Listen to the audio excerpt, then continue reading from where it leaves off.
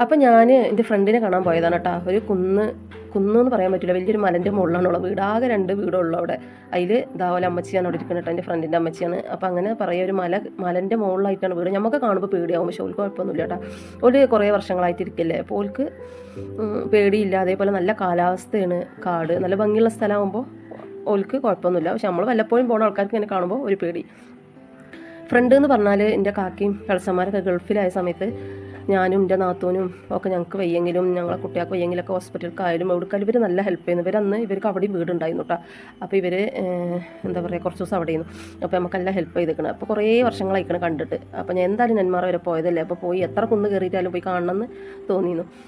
പിന്നെ നമുക്ക് എത്ര ഫ്രണ്ട്സുകളുണ്ടെങ്കിലും നമുക്ക് 1-2 ആൾക്കാർ നമുക്ക് എന്താ പറയുക എല്ലാം പറയാൻ പറ്റിയവരുണ്ടാവും. ഫ്രണ്ട്സുകളാണെന്ന് വെച്ചാൽ നമ്മളെല്ലാവരോടും എല്ലാം പറയില്ലല്ലോ. നമുക്ക് പറ്റിയൊരു 2-3 ആൾക്കാരുണ്ടാവും. അപ്പോൾ നമുക്കൊരു വിശ്വാസമുള്ള ആൾക്കാർ നമുക്കെല്ലാം പറയാം.